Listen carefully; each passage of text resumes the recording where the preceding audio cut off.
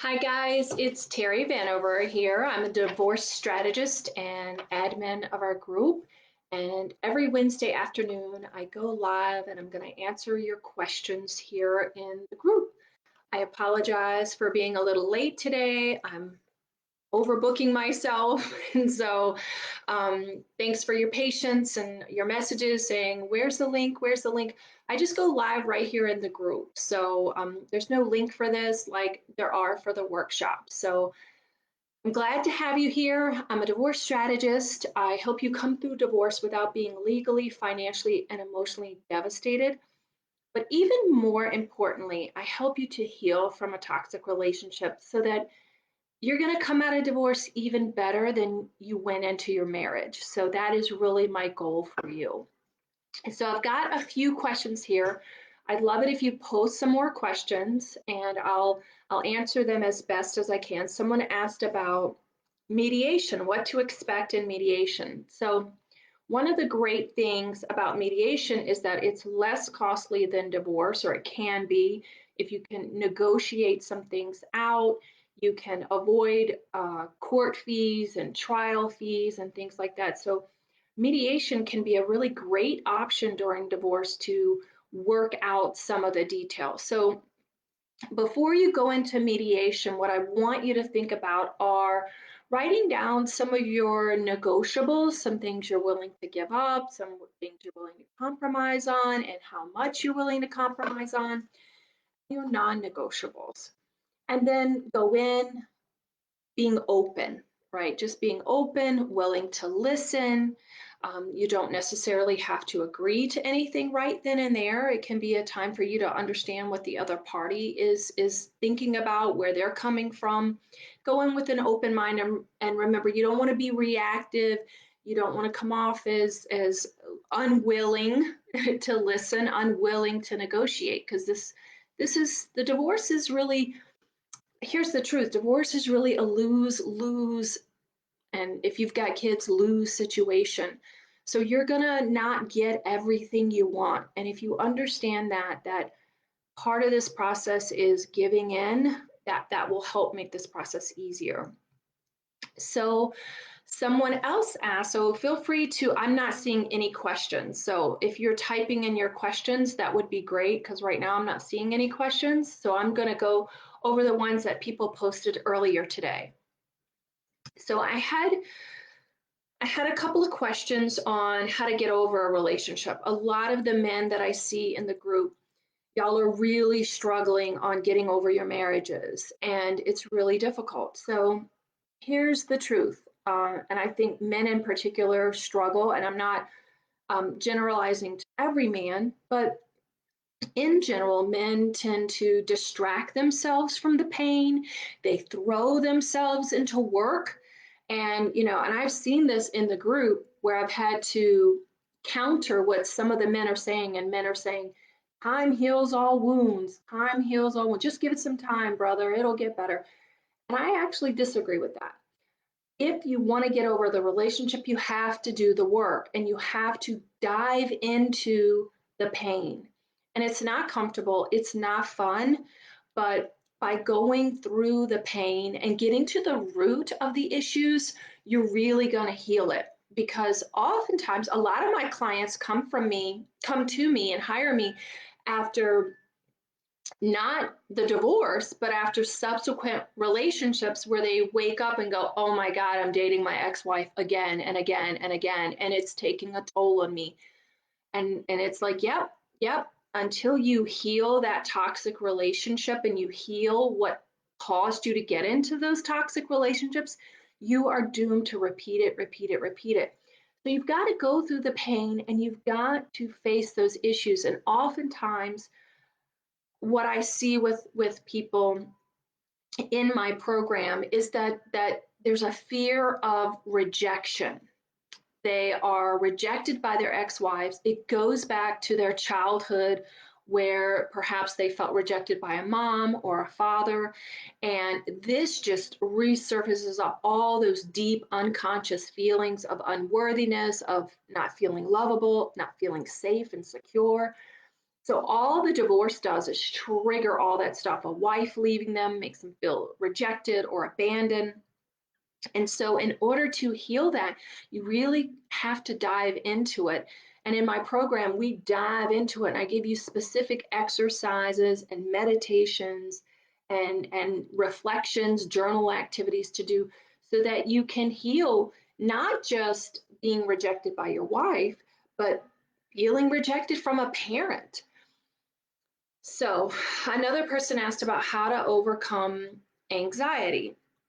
You've been rejected, so this gentleman has a lot of anxiety. Yeah, so I talk about this a lot. And if you are suffering from chronic anxiety, it's a symptom. It's a symptom of unhealed trauma. It's a symptom of unhealed issues that you haven't dealt with. And this person in particular, I know, has been in multiple failed marriages. So that signifies to me that he has not healed the underlying issues, which is a fear of rejection, being rejected by his mother, being rejected by his father. And so he's choosing relationships. Oftentimes, what we do is we choose relationships where we're getting that unmet need from our childhood and we're getting that from an intimate partner. So, trying to think of someone in my program who has an unmet need to feel um, he had an abandonment issue. And so in my program, we recognized, I helped him to see that the abandonment issue was why he chose this really toxic wife because he felt so unloved by his mother. He was love bombed by this woman and really given a lot of affection and a lot of attention and just a lot of like narcissistic traits. And he has gone on to really, really repeat his childhood issues because then this woman gave him a lot of affection, but then would abandon him very much like his mother did. And then he went on to go back to her and she would come back to him. And so it was this very toxic relationship, but it was a lot of repetition from his childhood traumas where there was a lot of abuse, a lot of abandonment, and he just ended up doing that a lot in his intimate relationship. Now, most of us don't suffer the trauma that this particular client did, but on some levels, we've been abandoned or you moved many times as a child and you never had that sense of security. You never really felt safe and you meet someone and this woman for whatever reason her sense of her sense of strength, her control makes you feel very safe. But you may be choosing her out of that unhealed little boy who sees this woman as, wow, she really has her shit together, but you miss the red flags of, oh my god, she's very controlling, she's very manipulative. If she doesn't get her way, she becomes very toxic and she becomes very demeaning. So, or you are trauma bonded with this person. I see that oftentimes too, where you two choose each other out of those trauma bonds. You feel one of her needs and he feels one of her needs from their unhealed youth. So you have to get to the unhealed part of you so that you can heal that anxiety, because anxiety is a symptom that there's something deeper going on. If you're suffering chronic anxiety, there's something deeper going on. And again, in my program, I give you a self-care plan to help alleviate that anxiety. There's certain steps and things that I give you in that radical self-care plan. And you hear me talk about that, right? Radical self-care. It means your self-care is the priority over everything. When you're in times of stress, I call it radical self-care. It should be the priority every single day, all day long, is tapping into, what do I need? Do I need rest? Do I need sleep? Do I need healthy food? Do I need to go exercise? Do I need to meditate? So in my program, we put together a radical self-care plan so that you can alleviate the anxiety. We identify those times where your anxiety is less and how to utilize that in your times of stress, right? So putting together a radical self-care plan, getting to the root of that anxiety, curing that rejected little boy once and for all is really the key in this, so that you're choosing your next partner from that healed place and not from that wounded little boy that's looking for comfort, that's looking for affection, that's looking for safety or security from a woman, and missing all those signs of a toxic relationship. So let's see, we've gone over what to expect in mediation. We've gone over radical self-care and chronic anxiety, how to get healed from a toxic relationship. Um, so that also, so maybe that's what also might be going on in this question too. How do I get over this relationship? That could be part of it too. It could be that the relationship itself was very unhealthy and very toxic, and so you haven't done the work on yourself to alleviate, how to stop second guessing yourself, how to get your confidence back, how to heal from a toxic relationship. So that's something in my program too that we're going to be addressing, is healing yourself from toxic relationships, because it does have lasting effects.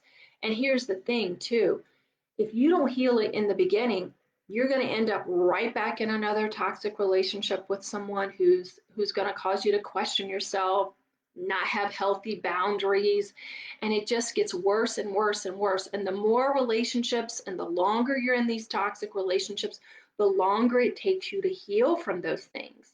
So the sooner you get help, the sooner you start creating those healthy boundaries, the sooner you start learning how to value yourself and say no and start putting yourself first, the better off you're going to be.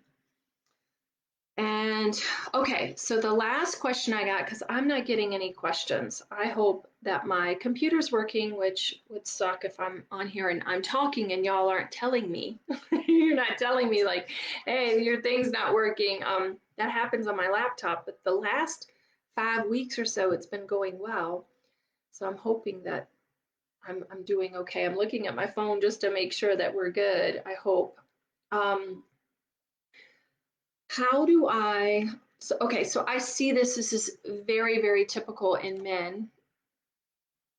Okay, so thank you, John. John is posting some information for us. Okay, ring exchange. I have not read that one. I'm reading another one that I find really valuable. I'm just reading it, for not only my relationship, but for those that, to help my clients. Is this relationship worth saving? And I like it because it really aligns with the work that I do and in tapping into yourself. Okay, good. Someone says the audio is coming through. Yay! Thank you, Chris, for letting me know. Like, no one's saying anything, so I'm freaking out a little bit. Is your relationship worth saving? I like it because it aligns with what I teach and what I, hi John, and what I preach about. You have to take accountability for yourself. You have to show up as your best version of yourself in your relationship. So when you're thinking about, if you're a man and you're in a relationship and you want to save your marriage, there's some things to think about, and before you make those decisions, and making sure that like you are showing up as the best version of yourself, that you are doing everything that possibly can to make the relationship um, the best that you can, so that you are taking responsibility, so that you are aware of your own thought process, you're aware of your own filters with your partner, and how maybe you aren't showing up as the best partner that you can be. And again, this is not a blame thing. I'm not blaming anyone, because I know that it takes two people to make a relationship work. But when my clients come to me and they're thinking about, do I want to stay in this relationship or do I not? We work first on themselves and bringing their best self to the relationship, so that they know that they're making that decision from a place of clarity and that they've done everything possible. And here's the thing, even if they end up walking away from the relationship, they know that they're a better version of themselves, and they know that they're going to bring their best version of themselves in their co-parenting relationship with their ex, and they're going to be bringing the best version of themselves into their next relationship. Um, so that's a really great resource. So thanks for sharing that resource. So I've been diagnosed with borderline personality disorder. Um, how do you battle the fear of being alone? So you need to make sure that your self-care is the priority and that you're getting the help and the professional um, support team that you need, because BPD is a pretty serious disorder, and you need to make sure that you have someone monitoring that and helping you to manage those symptoms, because those explosive anger issues can come out. So, how do you battle the fear of being alone? So, um, I wonder how severe your BPD is, because many times people with BPD are very unaware and are very unwilling to even look at that and heal that. So, I acknowledge you for that. So, I would I would suggest that you go deep and figure out like where that fear of being alone came from. You know, it chances are it started in your childhood. You know, the chances like 99% of the time. You know, we have those childhood traumas where we suffered being alone or feeling alone. And so you have to get to the root of that. And in my program, like, we talk about that, and we talk about the steps that you take once you've identified where that came from. Then the next step in looking in that and healing that little boy who feels so alone. So another question that came through, and again, like I started to say, I get a little distracted. People are typing stuff that we have, and I'm not sure, Nia, what you're exactly saying, exactly what your question means. Beta males are a problem. Um, I I actually, you know, that whole alpha beta male, that thing, that has actually been pretty discredited. You know, I think some people can have, you know, maybe it's more of an energetic thing. I think some people tend to be more, have that masculine energy. That's one way to describe it. And some people tend to be more in their feminine energy, of being more open, being more receptive. Masculine energy is sometimes defined as people who are more like problem solver, more doers kind of a thing. But again, even some people, even that's very controversial as far as masculine and feminine energy. Although I tend to use that, but I don't think that one is bad. I think the problem is that we define masculine as being good, or masculine as being bad, and feminine being good, and feminine energy being bad, when they're not bad and they're not good. We need to take away the judgments of that, and we can be in our feminine energy in certain times, and we can be in our masculine energy in certain times. And I'll tell you that in certain times I tend to be more in my masculine energy. More often than not, I find that I tend to weigh on more of the masculine energy spectrum, if you could say that. And I would say my husband is more on in his feminine energies a lot of times, and we complement each other well. But our awareness of it helps us to recognize what I might need him to step up a little bit, and he needs me to be more receptive and more open a little bit more, and I need to step into my feminine energy more with him. And actually, us recognizing that and balancing each other out has really made our marriage much, much, much better. So that is, having that awareness can be a great thing in your relationship. If you know, oh, I tend to be more this way in my relationships. You know, it's, there's not a bad thing or a good thing to either energy. It's more of, what do you need? And sometimes you might be needing to be more, step into that energy of being a doer and a problem solver, and a, you know, going forward. And sometimes it's okay to step into that different energy. It's all about a balance in a relationship.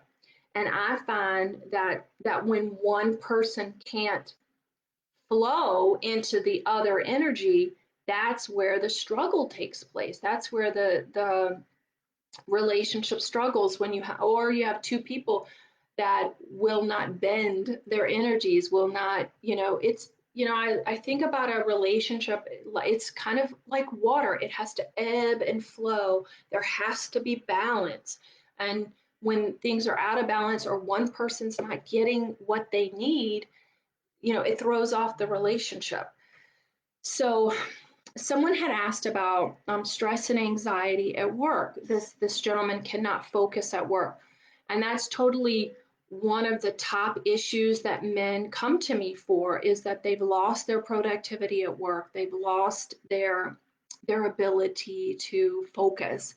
And and going through a divorce is tough enough. You feel like you're losing your identity as a man. You're losing your identity as um, a father, a husband, and to feel like, oh my gosh, I'm losing my identity as in work. I mean, it really can take a toll on you.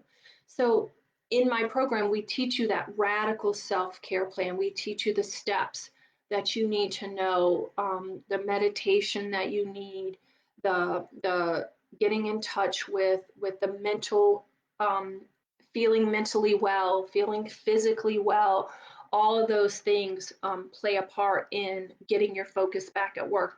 And also understanding that divorce is a grieving process.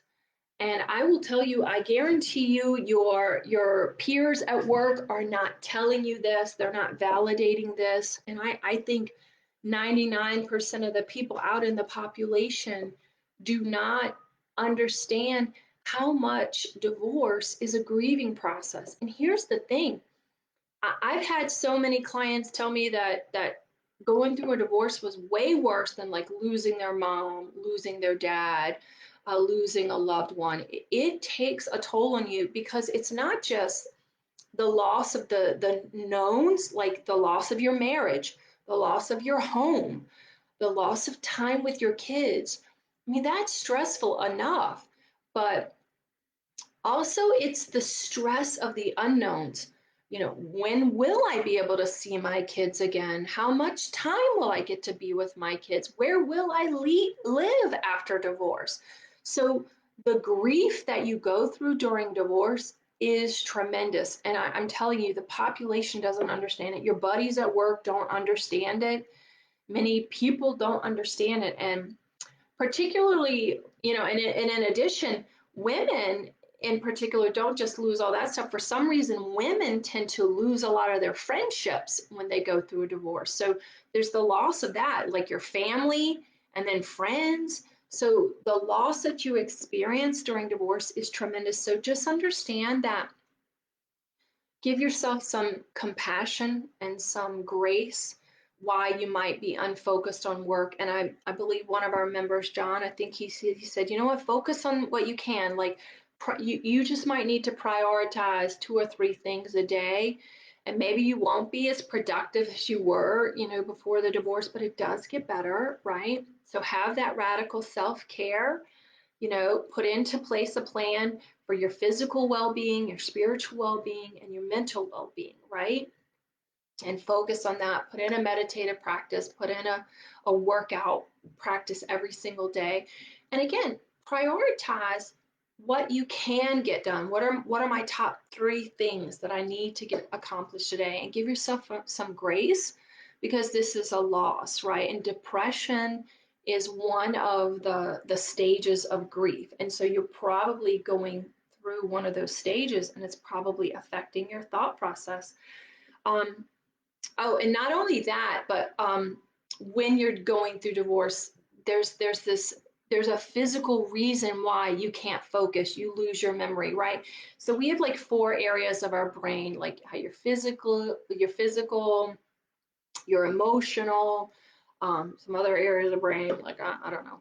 And what happens is literally your brain, it has to stop firing neurons in certain parts of your brain so that it can process the emotions. All the neurons are firing extra, additionally into the emotional side of your brain, because, or the emotional portion of your brain, because your emotions are going at such a high rate of speed, and you're processing so much at work that you're processing so much through the divorce that you can't focus on work, because you're unable to process cognitively, your memory suffers, all those things are going on. So give yourself some grace, right?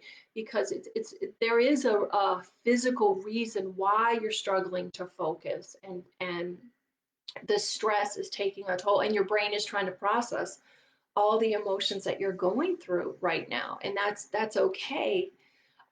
So again, that's self-care, giving yourself the grace. Um, Understand that it's part of the grieving process. So, and I got one more question here, and then I'm gonna head out. Like so. Yeah. So, yeah, one of our members. Yeah, yeah. So it sounds like make sure yeah. So it sounds like there's a complex situation here. So make sure that if you have a diagnosis of something or a mental health issue, and when you're going through divorce, it can trigger a lot of that stuff. That you are getting the right support, you're getting the right team members, you're getting the right diagnosis, because it looks like one of our members here has some issues here that's going on, some mental health issues. So you want to make sure you're getting the right proper diagnosis, the right evaluations, and the right care. Um, so I want to thank y'all for showing up today. We are going to be having a treat. I'm really super excited. We're having Europe's divorce fitness guru on Friday. He's going to be joining us for a special Friday live um, workshop, 3 keys to getting back in shape after divorce. So I'm really excited because, like I say, when it comes to getting healthy again, you need that mental, physical, and spiritual component together in your radical self-care plan. So he's going to be helping us give some tips because he works exclusively with divorced men, and so he understands. Again, he's been through a divorce, I've been through a divorce, and unless you've been through a divorce, you really don't understand how it impacts you and the loss that you feel. I personally, I lost my marriage, my mother. I became homeless. I lost all my financial credit. I was hit by a van while riding my bike, so I lost my health. I mean, so the toll that it took on me when I was going through divorce was just devastating. So unless you understand what it's like to go through a divorce, you really don't understand the nuances. And so what I love about Christian is, he's been through a divorce, he understands, and so he understands the nuances of like getting back in shape and what to go through, what you need to do and how to get motivated when you're going through a divorce and want to get back in shape. So he's going to be with us Friday. So I'm super excited about that. And next Wednesday, no, sorry, next Thursday, we have a workshop on how to attract the right woman. So I'm going to be doing a workshop on the 3 keys to attracting the right woman and how to stop attracting those drama queens. Or who is it said the Cradar? Like, I'm going to help you develop your Cradar, those crazy women. I love that. That was like my favorite. That was my high this week, was the Cradar. I was like, what? How to detect those crazy women, right? And so that's what I'm going to be talking about. Like that's what I want to help you men do, is like to understand you don't have to keep attracting those crazy women to you, but it's that unhealed little boy that keeps attracting those women. There's something about them, and until you recognize that and heal that, you're going to keep doing it and wind up in toxic relationships. So reach out to me if you're looking for information on our Men Healing from Divorce group program. That's going to be starting up in August, so I'm really excited about that. It's a really exciting program. I'm going to be giving lots of information on how to heal from toxic relationships, how to overcome your loneliness, how to find a really great woman so you don't repeat these patterns again. So if you want information on that, just reach out to me on Facebook, hit me up. Y'all know how to find me on Messenger, and we'll talk about that. Otherwise, I'll see you on Friday. Yes, Adam says, I love that Cradar. I was like, I do too. I've never heard that. I've heard Gaydar. I've not heard Cradar. That's a new one. What would it be for women? The jerkdar, the like how to detect jerks or something, or assholes. Um, so I love that. So I'm gonna help you guys with your cradar. We're gonna hone in that cradar because look, I want you to find happy, healthy relationships. I want you to. We all deserve them. And so reach out to me on Facebook. I'd love to help you out. And again, I'll see you on Friday and next Thursday. Okay? All right, guys. I'll see you later. Take care. Bye bye.